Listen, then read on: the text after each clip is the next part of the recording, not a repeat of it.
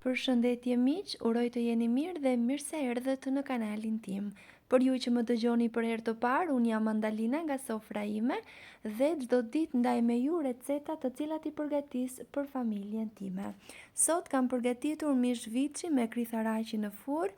Është një recetë shumë e thjeshtë në përgatitje me pak përbërës dhe mjaft e shijshme.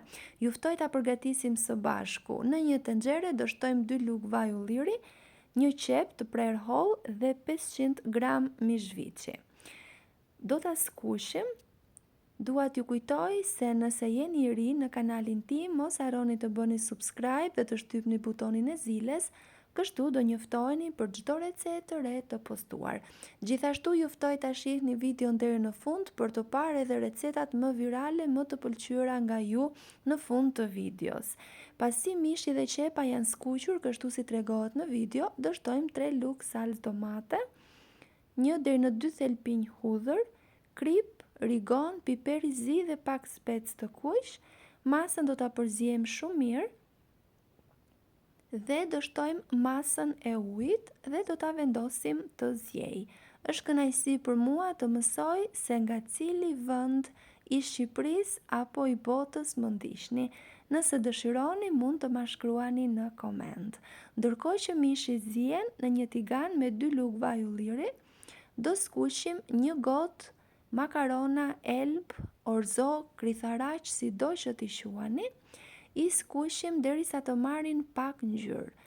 Mund t'i vendosni edhe pas skuqur, por pas pjekjes ato nuk do të ngjisin me njëra tjetrën dhe kështu do kenë edhe shije më të mirë, edhe masa do të jetë më e butë dhe më e lëngshme dhe jo e ngjitur.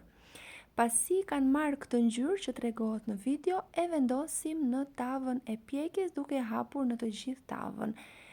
Gjithashtu do vendosim edhe mishin i cili ka zier tashmë dhe lëngun e tij. Nëse dëshironi, do shtoni edhe ujë shtesë nëse nevojitet, në bazë të masës së makaronave që keni vendosur. Këto masa janë për një tavë për masat 20 dhe 30 cm për rreth 4 persona. Nëse do përgatisni një masë më të madhe, duhet të shtoni përbërësit. Pasi kemi vendosur lëngun e mishit dhe ujë shtesë nëse nevojitet, do ta pjekim në 200 gradë derisa të jetë gati. Pjekja gjithmonë në varësi të sobës që keni. Ky është rezultati, siç e shihni ka një pamje fantastike, por edhe mjaft e shijshme. Nëse ju pëlqen, pres përshtypjen tuaj në koment. Faleminderit që më ndiqni.